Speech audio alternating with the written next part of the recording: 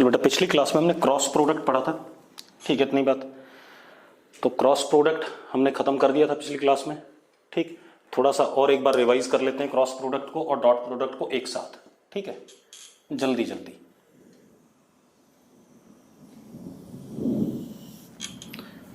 Dot product और इधर कैसा क्रॉस प्रोडक्ट।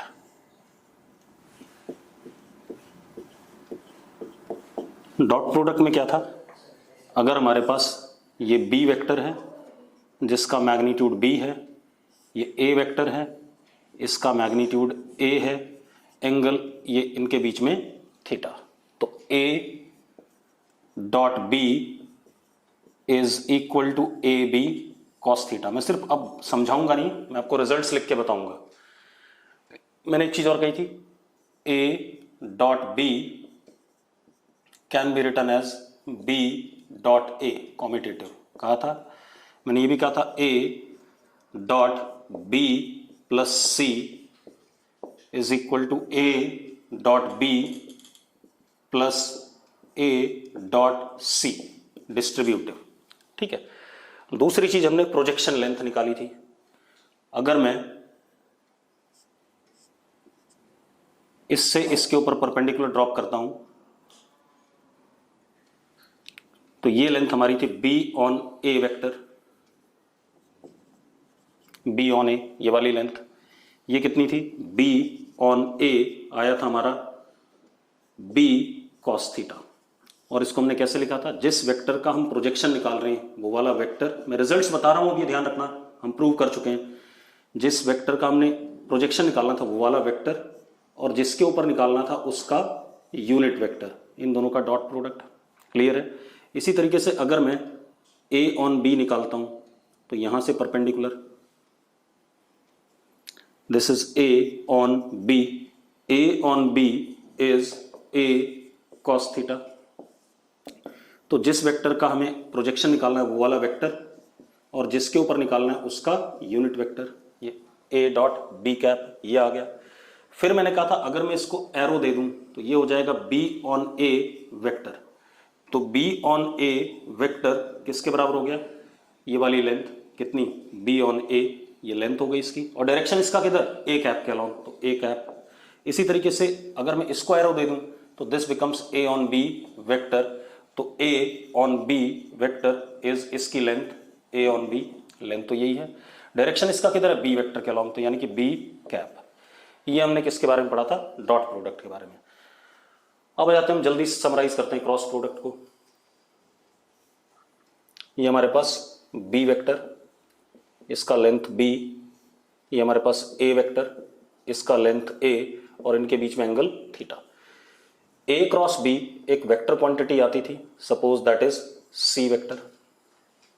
अब सी वेक्टर को हम लिख सकते हैं सी वेक्टर का मैग्नीट्यूड और उसकी डायरेक्शन सी कैप, ऐसे लिख सकते हैं। कोई भी वेक्टर मैग्नीट्यूड और उसका यूनिट वेक्टर मल्टीप्लाई कर दो तो वेक्टर आ जाता था। तो A cross B is equal to C vector. अब मैग्नीट्यूड कितना था, ए बी साइन थीटा, और सी कैप, ए की तरफ हाथ रखो राइट हैंड पाम, और किसकी तरफ घुमा दो, बी की तरफ, किधर आ रहा है, बाहर की तरफ आ रहा है, तो C cap is what, outwards, ठीक है, इतनी बात।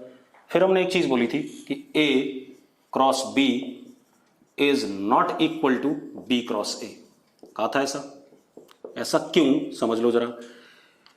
ए क्रॉस बी किधर आ रहा है, बाहर आ रहा है, और बी क्रॉस ए करें तो किधर आ रहा है, अंदर आ रहा है, तो दोनों की डायरेक्शन क्या है, अपोजिट है। हालांकि मैग्नीट्यूड क्या है, दोनों का सेम है। तो हम क्या कह सकते हैं, ए क्रॉस बी और बी क्रॉस ए बराबर नहीं है। लेकिन अगर आप देखो, बी क्रॉस ए अंदर की तरफ है और ए क्रॉस बी बाहर की तरफ है, दोनों की लेंथ सेम है, बस डायरेक्शन उल्टा है। तो हम ऐसा भी लिख सकते हैं, A cross B is equal to negative of what, B cross A, क्योंकि जैसे ही आप नेगेटिव लगाओगे जो अंदर वाला वेक्टर था वो किधर पलट जाएगा, बाहर पलट जाएगा, और लेंथ दोनों की क्या है, सेम है, डायरेक्शन भी क्या होगी, नेगेटिव लगते ही सेम हो गई, तो इन दोनों को क्या कह सकते हैं, बराबर। तो A cross B minus B cross A के बराबर होता है, ना कि बी क्रॉस ए के बराबर। क्लियर है। एक और चीज लिखी थी हमने, A cross B plus C is equal to A cross B plus A cross C. इसमें एक चीज का ध्यान रखना है कि आप ऑर्डर नहीं बदलेंगे, जैसा लिखा वैसे ए क्रॉस बी, ए क्रॉस सी, ठीक है। अगर आपने ऑर्डर बदला तो गड़बड़ हो जाएगा, ठीक है, इतनी बात, क्योंकि तब साइन क्या आ जाएगा, मतलब ये दोनों बराबर नहीं होते। अगर यहाँ पर मैं सी क्रॉस ए लिखूं तो ए क्रॉस सी के बराबर नहीं है, ठीक है, इतनी बात। तो इसीलिए जैसा सीक्वेंस में लिखा है उसी तरीके से क्रॉस प्रोडक्ट में लिखेंगे। डॉट प्रोडक्ट में लिख सकते हो आप, क्योंकि ए डॉट बी और बी डॉट ए में कोई अंतर नहीं है। अब एक और चीज, हमने क्या कहा था कि अगर कोई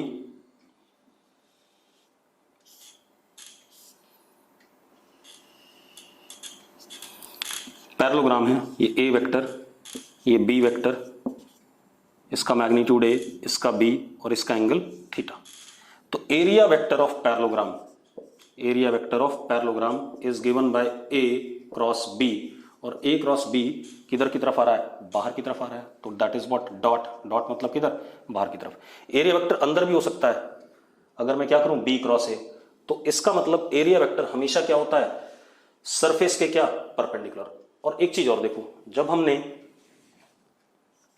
ए क्रॉस बी बोला था, इसको मैंने कहा था सी वेक्टर, कहा था, यहां पर देखो, तो जो हमारा सी वेक्टर था, सी वेक्टर कैसा था, सी वेक्टर कैसे आ रहा है, बाहर की तरफ। C vector perpendicular to plane of A vector and B vector. जिस प्लेन पे ए और बी वेक्टर है उनके क्या है, परपेंडिकुलर है। अगर इस प्लेन के ही परपेंडिकुलर, तो ए के भी परपेंडिकुलर और बी के भी इंडिविजुअली परपेंडिकुलर है। तो C vector perpendicular to A vector and C vector is perpendicular to B vector. इतना मैंने आपको पिछली क्लास में पढ़ाया था, ठीक है। अब ये दोनों हमारे हो गए वेक्टर मल्टीप्लिकेशन, ठीक है, इतनी बात। अब हम एक काम करने वाले हैं बेटा, अब जरा ध्यान देना। अब हम क्रॉस प्रोडक्ट पे कुछ सवाल करने वाले हैं, और डॉट प्रोडक्ट और क्रॉस प्रोडक्ट को मिला करके दोनों पे कुछ सवाल करेंगे, ठीक है। चलो, सबसे पहला सवाल, मेरे पास एक पैरेललोग्राम है,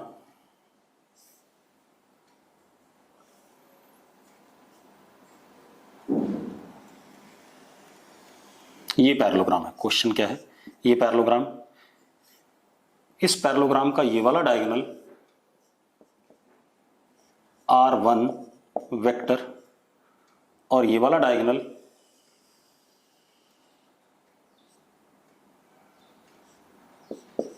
R2 वेक्टर, ठीक है, इतनी बात। ये वाली साइड A वेक्टर और ये वाली साइड B वेक्टर, ये दे रखा हमें, और ये दोनों डायगोनल दे रखे हैं, क्लियर है। अब मुझे क्या करना है, मुझे क्या प्रूव करना है, prove that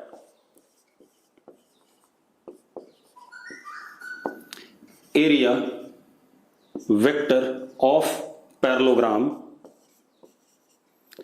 is equal to half R2 cross R1 vector, R2 cross R1 vector, ठीक है। ये प्रूव करना है। उससे पहले एक चीज बता देता हूं, ठीक है। आप ऐसे देखो, अगर मैं कहता हूं ए वेक्टर डॉट ए वेक्टर, क्या रिजल्ट आएगा, ये इंपॉर्टेंट है, ध्यान रखना। ए वेक्टर डॉट ए वेक्टर, इस सवाल को करने से पहले इधर देखें, सेम वेक्टर का डॉट प्रोडक्ट ले रहे हैं, तो ए वेक्टर ये रहा, और अगर मैं दूसरा ए वेक्टर बनाऊं तो सेम लेंथ का और सेम डायरेक्शन में, दोनों ए वेक्टर हैं या नहीं, ठीक है, इतनी बात, क्योंकि दोनों की लेंथ क्या है, सेम, दोनों का डायरेक्शन क्या है, सेम। तो अब हम क्या कर सकते हैं, डॉट प्रोडक्ट करते हैं, तो ए का मैग्नीट्यूड ए, इस वाले ए का मैग्नीट्यूड भी A, and what is angle between them, cos of zero, क्योंकि दोनों क्या है, पैरेलल हैं, पैरेलल वेक्टर्स हैं, तो उनके बीच में एंगल क्या हो गया, जीरो। कॉस जीरो की वैल्यू क्या होती है, 1 होती है, तो किसके बराबर आ गया, ए इंटू ए क्या हो गया, ए स्क्वायर, क्लियर है। तो अगर आप सेम वेक्टर्स का डॉट प्रोडक्ट करते हो तो उसके मैग्नीट्यूड का क्या आ रहा है, स्क्वायर आ रहा है, ठीक है, इतनी बात, ए स्क्वायर आ गया, ठीक। इसी तरीके से अगर मैं करता हूं A cross A, A cross ए, अब जरा देखो, ए क्रॉस ए में ए का मैग्नीट्यूड ए, दूसरे वाले ए का भी क्या, ए, साइन 0 इनटू व्हाट डायरेक्शन जो भी आएगी, सी कैप मान लेते हैं, अभी देख लें कहां आएगी, ठीक है, इतनी बात। अब ए क्रॉस ए साइन 0, साइन 0 क्या होता है, 0 होता है, तो ये किसके बराबर जाएगा, नल वेक्टर के बराबर आ जाएगा। तो सेम वेक्टर्स का क्रॉस प्रोडक्ट क्या देता है, नल वेक्टर देता है, और सेम वेक्टर्स का डॉट प्रोडक्ट क्या देता है, वेक्टर के मैग्नीट्यूड का स्क्वायर, क्लियर है ये बात? ध्यान से देख लो, अगर आपको ये बात क्लियर नहीं है तो मुझे एक बार चैट बॉक्स में लिख दो। इस सवाल को करने से पहले मैं यही बात बता देता हूं दोबारा से। आपने क्या पढ़ा है? ए वेक्टर डॉट बी वेक्टर एक स्केलर क्वांटिटी देता है, उसमें ए का मैग्नीट्यूड फिर बी का मैग्नीट्यूड और उन दोनों ए और बी वेक्टर के बीच में एंगल का कॉस थीटा, यही देता है कि नहीं देता है? अब अगर मैं ए डॉट ए लिखता हूं तो मैंने सेम वेक्टर का डॉट प्रोडक्ट ले लिया।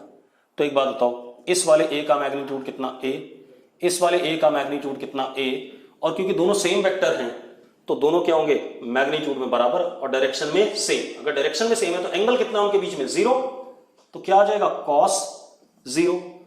cos 0 की वैल्यू क्या होती है? cos 0 की वैल्यू होती है +1।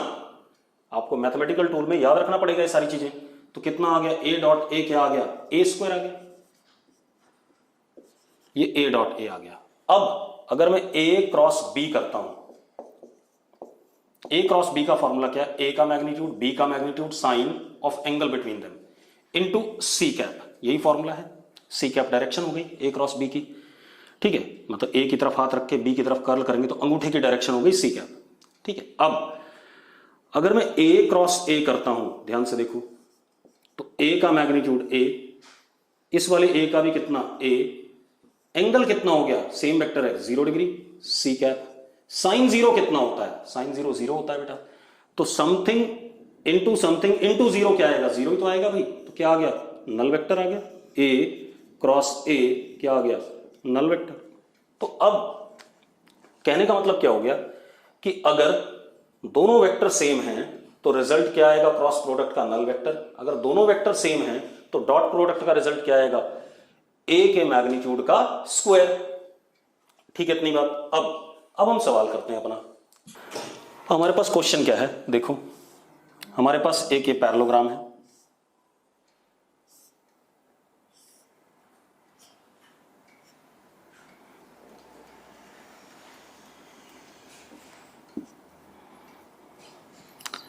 This is A vector, this is B vector,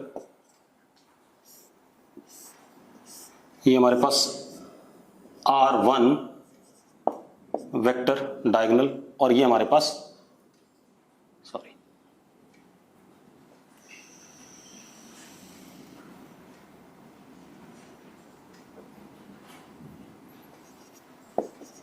R2 vector diagonal. अब हमें पता है area vector of parallelogram is equal to A cross B. ये पता है या नहीं पता है? पिछली क्लास में प्रूव करा था हमने। मुझे क्या प्रूव करना है? Prove that area vector of parallelogram is equal to half R1 vector cross R2 vector. ये प्रूव करना है। मतलब मुझे क्या करना है, इस चीज को अगर मैं किसी भी तरीके से क्या ले आऊं, ए क्रॉस बी ले आऊं, तो मतलब प्रूव हो जाएगा, क्योंकि एरिया है ही कितना पैरेललोग्राम का? ए वेक्टर क्रॉस बी वेक्टर। हाँ या ना? ये हमने पिछली क्लास में प्रूव किया था कि area of parallelogram is given by what? A cross B, A vector cross B vector. दोनों पैरेललोग्राम की साइड्स का क्रॉस प्रोडक्ट पिछली क्लास में हमने प्रूव किया था। ठीक है इतनी बात। आज मुझे क्या प्रूव करना है कि उसी पैरेललोग्राम का जो एरिया है, half of diagonal vector first cross diagonal vector second, इन दोनों के क्रॉस प्रोडक्ट का क्या है?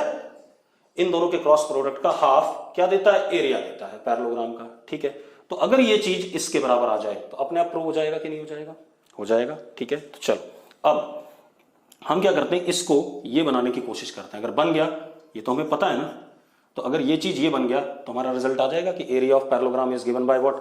Half of R1 cross R2 vector. ठीक है, चलो अब यहां देखो, ये पैरेललोग्राम की दो साइड्स हैं, ए वेक्टर और बी वेक्टर एडजेसेंट साइड्स हैं। तो जो ये डायगोनल है ये इनके बीच से निकल रहा है, तो आप R1 वेक्टर को क्या लिख सकते हो? ए वेक्टर प्लस बी वेक्टर लिख सकते हो या नहीं लिख सकते हो? पढ़ा है हमने कि पैरेललोग्राम की दो साइड्स जो एडजेसेंट हैं उनके बीच से जो डायगोनल निकलता है वो उन दोनों वेक्टर्स का क्या होता है? सम होता है बाय द पैरेललोग्राम लॉ। ठीक है, दूसरा आप ऐसे देखो, ये वाला ट्राइंगल देखना जो मैं बना रहा हूं ध्यान से, ये वाला ट्राइंगल, ये ए वेक्टर और R2 वेक्टर दोनों सेम साइक्लिक ऑर्डर में, ट्राइंगल की दो साइड्स हैं, इन दोनों का सम किसके बराबर होगा? थर्ड साइड के बराबर, जो अपोजिट ऑर्डर में है या नहीं है। तो हम क्या कह सकते हैं? A vector plus R2 vector is equal to what? B vector. कह सकते हैं या नहीं कह सकते हैं? A plus R2 is equal to what? B vector from the triangle law. तो अब हम क्या कह सकते हैं? R2 vector is B vector minus A vector. लिखा जा सकता है, ऐसा लिखा जा सकता है, ठीक है। अब हम इस चीज को लेके चलेंगे, इसमें R1 की वैल्यू डालेंगे, R2 की वैल्यू डालेंगे, R1 की और R2 की, और अगर ये रिजल्ट इसके बराबर आ जाता है तो हमने प्रूव कर लिया कि area of parallelogram is given by half R1 cross R2। अगर आ गया रिजल्ट तो ठीक है, तो आएगा ही क्योंकि ये क्वेश्चन ही है। अब half R1 cross R2 vector is equal to half R1 is A plus B cross B minus A। मैंने R1 R2 की क्या डाल दी? वैल्यू डाल दी। तो जरा देखो, हाफ, अब डिस्ट्रीब्यूटिव लो, पहले A से क्रॉस प्रोडक्ट करेंगे इस पूरे का, फिर B से करेंगे जैसे मल्टीप्लाई करते थे प्रॉपर। तो क्या हो गया? A क्रॉस B, जरा देखो, A क्रॉस B, फिर माइनस A क्रॉस A, ये तो हो गया इसके साथ। अब इसके साथ करेंगे plus B cross B minus B cross A। हो गई ये बात। अब जरा देखो, हमने अब ये भी पढ़ा कि सेम वेक्टर्स का cross product A cross A क्या आएगा? 0, B क्रॉस B भी क्या आएगा? 0। अभी पढ़ा था हमने, इसीलिए बताया था मैंने, हाँ या ना।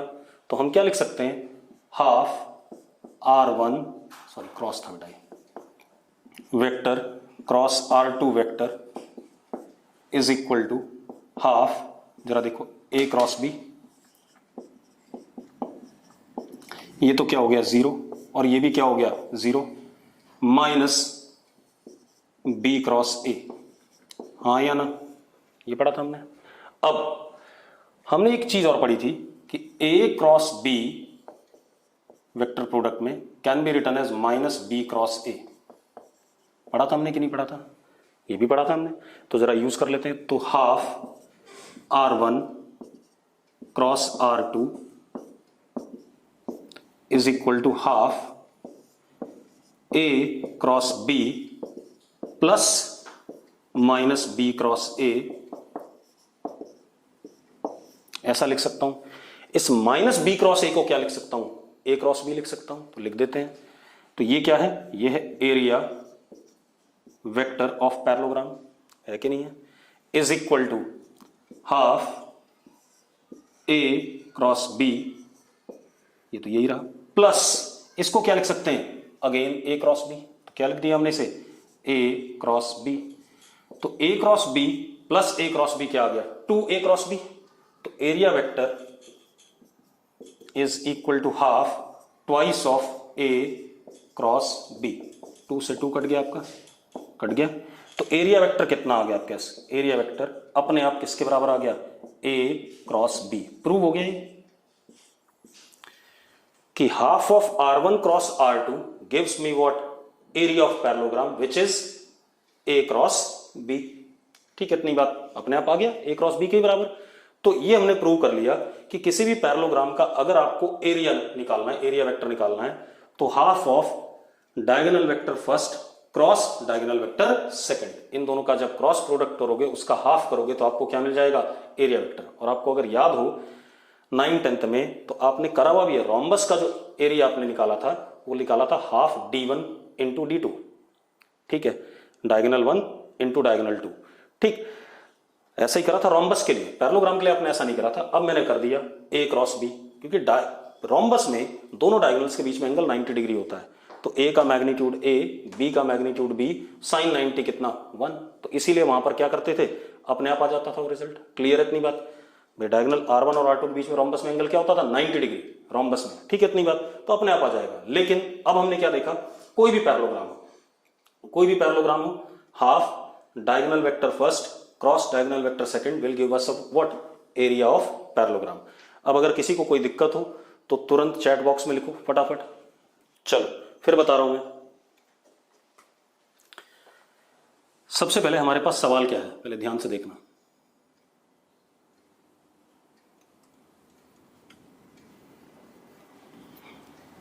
हमारे पास सवाल यह है, हमारे पास एक ये पैरेललोग्राम है, अभी कुछ मत देखो, सिर्फ क्वेश्चन देखो। ये पैरेललोग्राम है, ये ए वेक्टर है, ये बी वेक्टर है। ये पैरेललोग्राम का एक डायगोनल r1 वेक्टर और ये दूसरा डायगोनल r2 वेक्टर। हमें ये बात पता है कि area of parallelogram is A vector cross B vector. पिछली क्लास में हमने करा था ये, हाँ या ना? अगर हमने ये करा था, ठीक है। आज मुझे क्या प्रूव करना है कि इसी पैरेललोग्राम का एरिया हाफ पहला डायगोनल वेक्टर क्रॉस दूसरा डायगोनल वेक्टर होगा, ये प्रूव करना है। तो अगर मैं इस चीज को इसके बराबर प्रूव कर पाऊं, इस चीज को इसके बराबर प्रूव कर पाऊं, तो मैं बात बोल दूंगा कि ये रिजल्ट सही है, क्योंकि एरिया ऑफ पैरेललोग्राम हमने पढ़ा है ए क्रॉस बी। तो अगर ये इसके बराबर आ जाता है तो अपने आप ये भी क्या है, एरिया ऑफ पैरेललोग्राम, ठीक है। चलो अब मेरी बात सुनो, आपने पैरेललोग्राम लॉ, अब पहले मैं क्या करूंगा, ये लेके चलूंगा, इसमें r1 की वैल्यू डालूंगा, r2 की वैल्यू डालूंगा इन टर्म्स ऑफ ए और बी, और सॉल्व करके देखूंगा। अगर ये आ जाता है तो मेरी बात सही है, और नहीं आता तो मैंने गलत बोला है, तब ये प्रूव नहीं हो पाएगा, ठीक है। तो अब जरा देखो, अब आपको पता है ये पैरेललोग्राम है, पैरेललोग्राम का ये एक साइड है, ये दूसरा साइड है, तो इनके बीच से जो डायगोनल निकलता है वो इन दोनों का सम होता है, लिख दिया मैंने, ठीक है। अब कुछ लोग इधर आ जाओ, अब ट्राइंगल लॉ से आते हैं बेटा। ये दोनों वेक्टर इस ट्राइंगल के, इस वाले ट्राइंगल के, जहां मेरी उंगली घूम रही है देखो, इस वाले ट्राइंगल के दो साइड्स हैं सेम साइक्लिक ऑर्डर में, तो इनका सम किसके बराबर होगा, तीसरी साइड के ट्राइंगल के बराबर, जो कि किसमें अपोजिट ऑर्डर में हो। तो मैंने यही करा, a plus R two is equal to what, B vector, कर दिया। तो r2 किसके बराबर आ गया, b vector minus a vector आ गया। अब मैंने क्या करा, देखो ये हमारा क्या है, एरिया वेक्टर ऑफ पैरेललोग्राम, इसी को प्रूव करना है मुझे। ये है r1 की वैल्यू a प्लस बी और r2 की वैल्यू b माइनस ए, लिख दी हमने जो वहां से निकाली थी।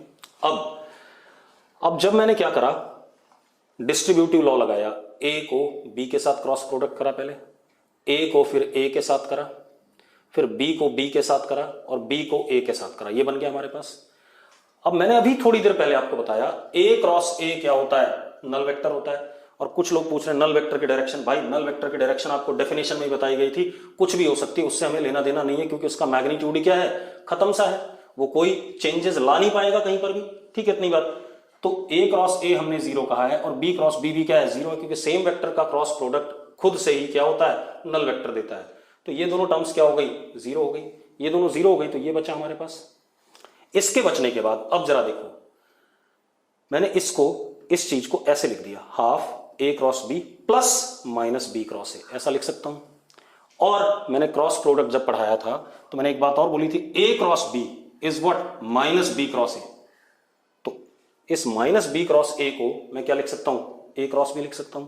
अब a cross b plus a cross b क्या हो गया, twice of a cross b, 2 से 2 कट गया, एरिया अपने आप किसके बराबर आ गया, a क्रॉस b के बराबर, और यही मुझे चाहिए था, ठीक है। अब हम आगे बढ़ते हैं, ठीक। तो ये हमारा हमने प्रूव कर लिया कि area of parallelogram is either a vector cross b vector या half diagonal vector first cross diagonal vector second, ठीक है। अब थोड़ा सा आगे बात करते हैं बेटा, एक क्वेश्चन और देख लेते हैं। अगला क्वेश्चन क्या बेटा,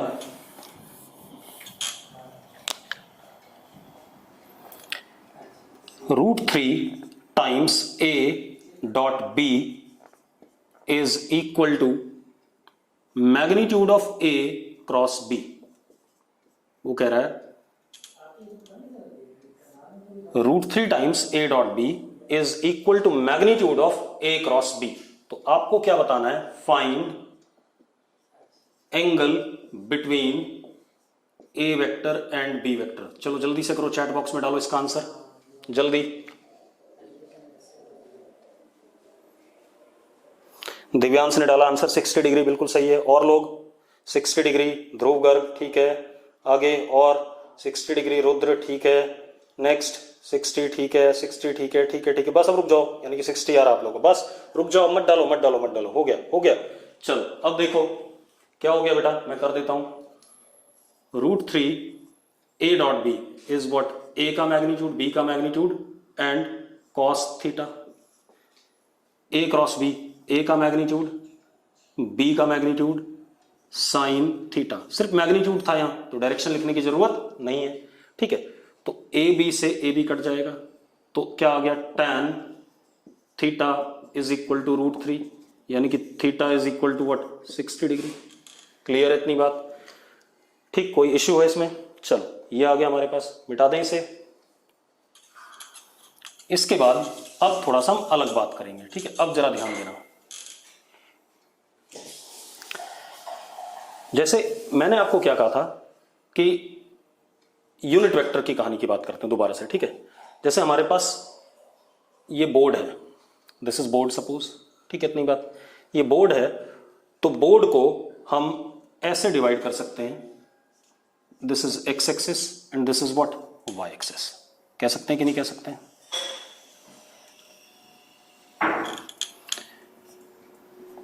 मतलब कोई भी प्लेन सरफेस को हम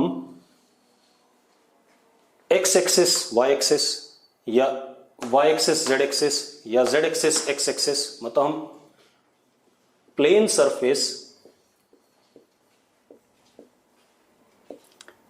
can be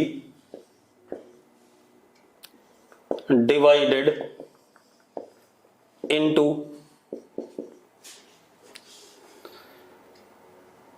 divided by two coordinate axis.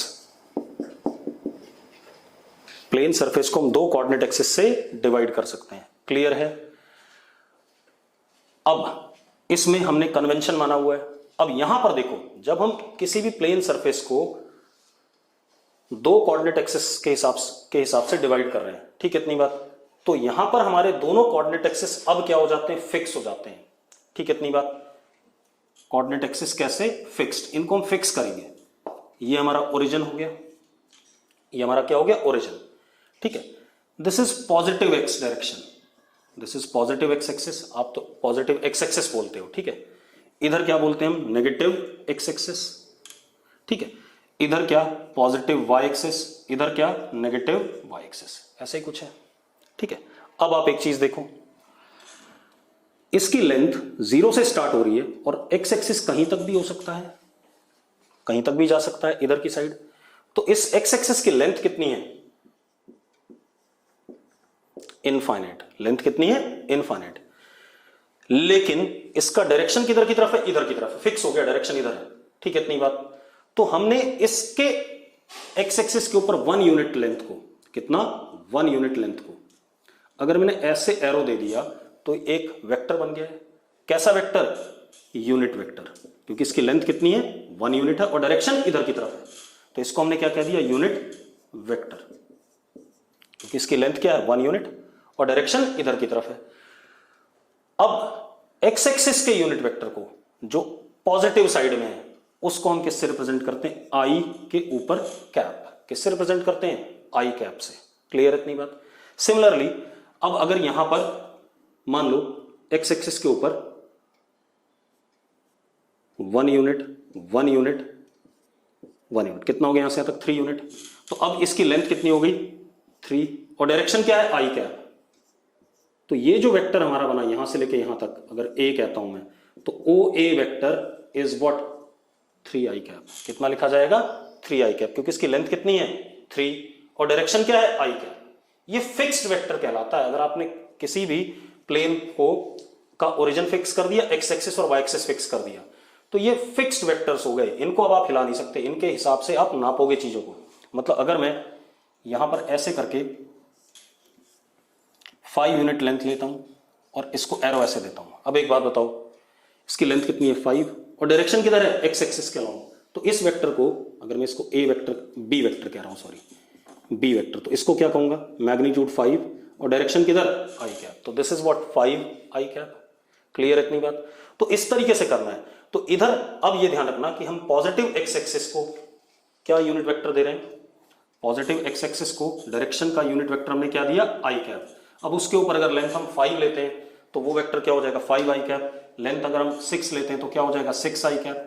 तो इधर की तरफ पॉजिटिव एक्स डायरेक्शन में जो यूनिट वेक्टर है it is what, I cap. अगर आप एक्स एक्सिस के ऊपर 10 यूनिट लेंथ लेते हो तो आप वेक्टर क्या लिखोगे, मैग्नीट्यूड 10 और डायरेक्शन क्या, आई कैप। 20 लेते हो तो 20 मैग्नीट्यूड आई कैप, वेक्टर में कन्वर्ट हो गया। ठीक है, इतनी बात। अब इधर आ जाओ। अब अगर इधर वाले को हमने आई कैप कहा है, ये आगे है तो ये क्या है, पीछे है, तो पीछे वाले को हम क्या कहेंगे, माइनस आई कैप। इधर कोई भी चीज, जैसे मैंने कहा ये P है, कितना है, 4 यूनिट्स है मान लो, ऐसे O से P 4 यूनिट्स। तो जरा देखो ये वेक्टर क्या हो गया, OP वेक्टर इज 4, इसकी मैग्नीट्यूड हो गई, डायरेक्शन क्या है, माइनस आई कैप। तो इसको किससे मल्टीप्लाई करेंगे, माइनस आई कैप से, मतलब क्या हो गया, -4 आई कैप। ये क्या लिखा जाएगा, -4 आई कैप लिखा जाएगा। क्लियर इतनी बात। ठीक, तो एक्स एक्सिस के पॉजिटिव डायरेक्शन में यूनिट वेक्टर हमने क्या कहा, आई कैप। नेगेटिव डायरेक्शन में हमने क्या कहा, माइनस आई कैप। अब अगर इधर लेंथ आप 10 यूनिट ले लेते हो इधर की तरफ तो आप क्या लिखोगे, -10 आई कैप। 20 ले लेते हो तो -20 I cap. 20 is magnitude and I cap is what, direction. इसी तरीके से पॉजिटिव साइड में वाई एक्सिस के हम यूनिट वेक्टर लेते हैं जे कैप। क्या लेते हैं, जे कैप। ये यूनिट वेक्टर हो गया। इधर क्या है, नेगेटिव साइड में माइनस आई कैप था इसका unit vector. Positive Y axis में यूनिट वेक्टर को हमने नाम दिया क्या, जे कैप। अब अगर मैं इसके ऊपर, मतलब इस पे 1 यूनिट लेंथ अगर है 1 यूनिट और इसको एरो ऐसे दे दिया तो ये क्या हो गया, वेक्टर जे कैप हो गया। ठीक है, अब इस पे अगर लेंथ में 5 ले लेता हूं तो क्या हो जाएगा, 5 जे कैप। 10 ले लेता हूं ऊपर की तरफ तो कितना, 10 जे कैप। ठीक है, इसी तरीके से नेगेटिव साइड में हमने इसको यूनिट वेक्टर दे दिया क्या, माइनस जे कैप। ये आ गया। ये तो हो गया प्लेन के ऊपर। इसीलिए जब आपने मैथ्स में पढ़ा था तो इसमें एक्स और वाई कोऑर्डिनेट दोनों क्या होते थे, पॉजिटिव, क्योंकि एक्स भी पॉजिटिव और वाई भी क्या, पॉजिटिव। लेकिन यहां डायरेक्शन भी देनी पड़ती है, इसकी डायरेक्शन इधर की तरफ है, पॉजिटिव एक्स की, पॉजिटिव वाई की ऊपर की तरफ है। तो पॉजिटिव एक्स की डायरेक्शन कौन दिखाता है, आई कैप। पॉजिटिव वाई की डायरेक्शन कौन दिखाता है, जे कैप। ठीक है, इतनी बात। अब अगर इधर देखें, इधर माइनस आई कैप होगा डायरेक्शन, इधर क्या, जे कैप। तो इधर की तरफ अगर हमें देना पड़ेगा डायरेक्शन तो माइनस आई कैप से डिनोट करेंगे, इधर की तरफ किससे, प्लस जे कैप से। तो यहां एक्स नेगेटिव वाई पॉजिटिव, चलो मैं लिख देता हूं। चलो मैंने ऐसे लिखा, मान लो ये कोई पॉइंट है, ठीक है, आप ध्यान दो। ठीक है, ये पॉइंट है,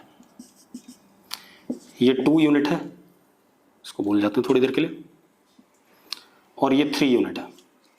तो इस पॉइंट को, ये पी है, ये ओपी वेक्टर है ना, ओपी वेक्टर।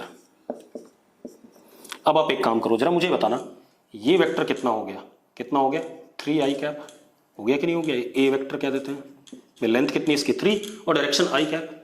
ये कितना हो गया, बी वेक्टर कितना हो गया, 2 जे कैप। अब एक बात बताओ, ये एक पैरेललोग्राम है या नहीं है, पैरेललोग्राम है। ये वेक्टर ए और ये वेक्टर क्या, बी। तो ओपी वेक्टर पैरेललोग्राम का डायगोनल है, इज व्हाट, पैरेललोग्राम की दोनों साइड्स का क्या, sum. What is A vector, 3 I cap. What is B vector, 2 J cap. तो ओपी वेक्टर को क्या लिख सकते हैं हम, 3 I cap plus 2 J cap. Clear है इतनी बात। अभी इसको और करेंगे, अभी मैं इसको बताना नहीं चाहता था कि आप कैसे इस वाले को लिखते हो, लेकिन बस ऐसी आ गई ये बात बीच में। ठीक है, अभी मेरा पर्पस सिर्फ क्या था, डायरेक्शन बताना आपको। ठीक है, इतनी बात क्लियर है। तो हमने क्या कहा कि इधर की तरफ कोई भी वेक्टर होगा तो उसको हम किससे डिनोट करेंगे, डायरेक्शन को, आई कैप से। इधर की तरफ कोई होगा तो जे कैप से, इधर माइनस आई कैप से, इधर माइनस जे कैप से। कोई दिक्कत नहीं इसमें। अब मुझे बता दो कितने लोगों को ये बात समझ में आ गई। ये हमने नाम सिंबल्स दिए हैं, आई कैप जे कैप। कोई ये मत पूछना कि आपने आई कैप जे कैप क्यों लिया, तो आपकी मर्जी है भाई, आप अपने नाम के हिसाब से ले लेना। मतलब इसको पारस कैप लिख लेना, इसको मानिक कैप लिख लेना, कोई फर्क नहीं पड़ता। इधर माइनस पारस कैप हो जाएगा, इधर माइनस मानिक कैप हो जाएगा। लेकिन पारस और मानिक सब लोगों को नहीं अच्छे लगेंगे, वो आई कैप और जे कैप ही अच्छे लगेंगे, ठीक है इतनी बात। तो उस तरीके से करेंगे। जरा मुझे बताओ कितने लोगों को ये बात क्लियर है। अब ये बात तो हो गई प्लेन के ऊपर, एक क्या कहते हैं प्लेन के ऊपर हो गई, ठीक, सरफेस के ऊपर, प्लेन सरफेस के ऊपर, ठीक है। वहां पर हम स्पेस को डिवाइड कर सकते हैं in according to 2 coordinate axes, ठीक है इतनी बात। आप लोग जरा चैट बॉक्स में लिखो कितने लोग एक क्यूबॉइड वाले कमरे में बैठे हैं, क्यूबॉइड या क्यूब वाले कमरे में, यस लिखो फटाफट। जितने लोग बैठे हो यस लिख दो। सब बैठे हैं, ठीक है भाई, सब क्यूबॉइड वाले कमरे में बैठे हैं ना, ठीक है। और हम पढ़ते क्या हैं, हम पढ़ते हैं राइट हैंड कोऑर्डिनेट सिस्टम। मैंने पहले बताया था इंडियन लोग कौन सा कोऑर्डिनेट सिस्टम फॉलो करते हैं, राइट हैंड कोऑर्डिनेट सिस्टम, ठीक है। चलो अब जब हम 3D स्पेस की बात करते हैं, 3 डायमेंशनल स्पेस,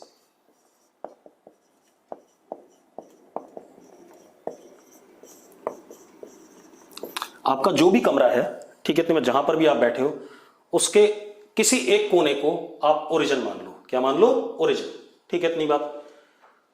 अब बोर्ड पे 3 डायमेंशन चीज तो दिखाना मुश्किल हो जाएगा, हाँ दिखा सकता हूं, दिखा सकता हूं। देखो मेरे पास कॉपी है, ठीक है, ये है, ठीक, ये मेरे पास क्या है, बुक है, दिख रहा है आप लोगों को, ये बड़ी समस्या। अब क्या कहानी है, देखो एक मिनट, मैंने क्या करा, इसको अपना ओरिजिन माना। दिख रहा है सबको, अगर दिख रहा बोर्ड लिख दो भाई। ये आपकी बुक है, थोड़ी सी बड़ी बुक ले लेता हूं मैं, ठीक है, थोड़ी सी और मोटी, चलो ये काम चला लेते हैं। ये हमारे पास ओरिजिन है, ठीक है। अब ये हमारा स्पेस था, तो मैंने क्या करा, इसको एक्स एक्सिस माना, इस लाइन को, इसको वाई एक्सिस माना जो पीछे पीछे है यहां पर, ठीक है, और ऊपर वाले को क्या माना, जेड एक्सिस माना। मतलब 3 डायमेंशन स्पेस, ठीक है इतनी बात, can be defined with 3, board पे ही बनाऊंगा, कोशिश करेंगे, कोऑर्डिनेट एक्सेस, 3 कोऑर्डिनेट एक्सेस, ठीक है इतनी बात। अब मैं बना रहा हूं, आप मुझे बताएंगे कि कौन सा सही है कौन सा गलत है। मैं X Y Z axes randomly बनाऊंगा, ठीक है इतनी बात। अभी तक 9th 10th में आपने रैंडमली बनाए भी और आपने सबको सही माना है, लेकिन ऐसा है नहीं। एक्स वाई जेड एक्सेस जब आप बनाते हैं स्पेस में, तो आपको उनको एक सिस्टमैटिक वे में बनाना होता है। अगर आप रैंडमली बनाएंगे तो गलत होंगे। मैं बताता हूं कैसे। चलो आपको ये तो पता है, डॉट मतलब बाहर और क्रॉस मतलब अंदर, ठीक है। मैंने ये बनाया एक्स एक्सिस, ये बनाया जेड एक्सिस,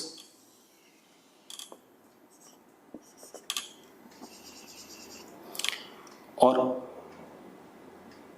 चलो पहले एक चीज और बता दूं, हमें पता है पॉजिटिव एक्स डायरेक्शन का यूनिट वेक्टर आई कैप, नेगेटिव एक्स डायरेक्शन का unit vector minus I cap, positive Y direction का यूनिट वेक्टर प्लस जे कैप, नेगेटिव वाई डायरेक्शन का यूनिट वेक्टर माइनस जे कैप, पॉजिटिव जेड डायरेक्शन का unit vector, उसको भी नाम दे देते हैं, क्या दे दिया हमने, प्लस के कैप या के कैप, ठीक है इतनी बात। और नेगेटिव जेड डायरेक्शन के यूनिट वेक्टर को हमने नाम दे दिया माइनस के कैप। जैसे एक्स वाले को आई कैप दिया, वाई वाले को जे कैप दिया, वैसे ही जेड वाले को हमने क्या दिया, के कैप पॉजिटिव वाले को, माइनस के कैप नेगेटिव वाले को। क्लियर है इतनी बात, ठीक है। ये हमारे पास डायरेक्शंस हो गए यूनिट वेक्टर्स के along X axis, Y axis and Z axis. Clear, याद रखना, एक्स वाले को आई कैप देते हैं, वाई वाले को जे कैप देते हैं और जेड वाले को के कैप देते हैं, ठीक है। अब मैं कुछ कोऑर्डिनेट सिस्टम बना रहा हूं, आप लोगों से एक एक करके पूछूंगा कि कोऑर्डिनेट सिस्टम सही है गलत है, ठीक है। हाँ एक चीज जरूर है, जो भी हम कोऑर्डिनेट सिस्टम फॉलो करेंगे,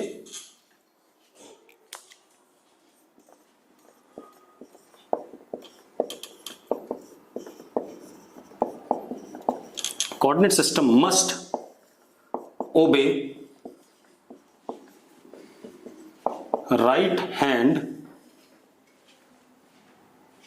सिस्टम, क्योंकि हमने जो क्रॉस प्रोडक्ट पढ़ा था वो राइट हैंड सिस्टम से पढ़ा था। राइट हैंड कर्ल रूल या राइट हैंड थंब रूल कहते थे या राइट हैंड स्क्रू रूल कहते थे, ठीक है इतनी बात। चलो एक काम करते हैं, पहले उसको कर्म बनाने से पहले कुछ और भी कर लेते हैं। जैसे मैंने लिखा I cap dot I cap, क्या आएगा I cap dot I cap. अब जरा देखो, चलो लिखो जरा चैट बॉक्स में what would be I cap dot I cap, जल्दी से। सिर्फ 1 आएगा भाई, स्केलर क्वांटिटी आना चाहिए क्योंकि डॉट प्रोडक्ट है। अब रुको 1 मिनट, देखो यहां इस आई कैप का मैग्नीट्यूड 1, इस आई कैप का भी कितना 1, और एंगल इनके बीच में कितना 0 डिग्री। तो कितना आ गया 1 आ गया कि नहीं आ गया। इसी तरीके से जे कैप डॉट जे कैप, ये भी कितना आएगा 1 आएगा। मैंने कहा था भाई ए डॉट ए आता था ए के मैग्नीट्यूड का स्क्वायर, तो आई डॉट आई क्या आएगा आई के मैग्नीट्यूड का square. What is magnitude of I 1, तो 1 का स्क्वायर क्या आएगा 1 ही आएगा भाई। ठीक है, इतनी बात। जे डॉट जे यानी कि जे के मैग्नीट्यूड का square. What is magnitude of J 1, तो 1 का स्क्वायर क्या आएगा 1 आएगा। इसी तरीके से के डॉट के इज व्हाट 1। अब दूसरी चीज आई कैप क्रॉस आई कैप, ये आएगा नल वेक्टर कि सेम टाइप के वेक्टर्स का क्रॉस प्रोडक्ट क्या आता था 0। जे कैप क्रॉस जे कैप क्या आएगा नल वेक्टर। के कैप क्रॉस के कैप क्या आएगा नल वेक्टर, क्योंकि सेम वेक्टर का क्रॉस प्रोडक्ट क्या आता था नल वेक्टर आता था। क्लियर है, ठीक है। अब हम आते हैं दोबारा से कोऑर्डिनेट बनाने पे। तो मैंने एक्स एक्सिस के यूनिट वेक्टर्स का डॉट प्रोडक्ट करा 1 आया, वाई एक्सिस के यूनिट वेक्टर्स का डॉट प्रोडक्ट करा 1 आया, जेड एक्सिस के यूनिट वेक्टर का डॉट प्रोडक्ट करा 1 आया, आई क्रॉस आई करा 0 आया, जे क्रॉस जे करा 0 आया, के क्रॉस के करा 0 आया। चैट बॉक्स पे लिख दो भाई ये बात क्लियर है या नहीं क्लियर है आपको। बेटा एक बच्चे ने लिखा कोऑर्डिनेट फिक्स्ड, समझ में नहीं आया भाई। अब अगर आप अपने कमरे में बैठे हो तो आप एक कोने को ओरिजिन जरूर मानोगे और उसी कोने से आप एक्स एक्सिस वाई एक्सिस और जेड एक्सिस निकालोगे और तीनों एक दूसरे के म्यूचुअली क्या होंगी परपेंडिकुलर होंगी, तो फिक्स ही हो गए। आप कुछ भी मेजर करोगे तो उस कोने से मेजर करोगे, ठीक है, तो उसी को फिक्स्ड कह रहे हैं। तो मैंने क्या कहा आपसे कि चलो फिर से बता देता हूं, आई कैप डॉट आई कैप, चलो आपने ए डॉट ए करा था, ए का मैग्नीट्यूड और दूसरे ए का मैग्नीट्यूड क्या आ गया था ए स्क्वायर। कॉस 0 क्या होता है 1 होता है। आई का मैग्नीट्यूड कितना 1 इंटू 1, दूसरे वाले आई का भी 1। कॉस 0 क्या होता है 1 होता है। 3 बार 1 का प्रोडक्ट करोगे तो क्या आएगा 1 ही तो आएगा भाई। तो इसी तरीके से यहां भी बना गया, यहां भी बना गया। अब मैंने एक चीज और कही थी, ए क्रॉस ए ये क्या आता है 0 आता है। कहा था ऐसा, बिल्कुल सही बात है। आई क्रॉस आई, क्योंकि ए और ए के बीच में एंगल क्या होता है 0 डिग्री होता है। साइन 0 क्या होता है 0 होता है। अब आई क्रॉस आई का मैग्नीट्यूड 1, दूसरे आई का भी 1 इंटू 1 कितना 1। साइन 0 कितना होता है 0 होता है, तो 1 इंटू 0 विल बी व्हाट 0। तो इसलिए सेम वेक्टर का क्रॉस प्रोडक्ट हमेशा क्या आता है 0 आता है। वही तो बात आ गई यार, सेम वेक्टर का क्रॉस प्रोडक्ट क्या 0 और सेम वेक्टर का डॉट प्रोडक्ट उसके मैग्नीट्यूड का क्या स्क्वायर। क्लियर इतनी बात।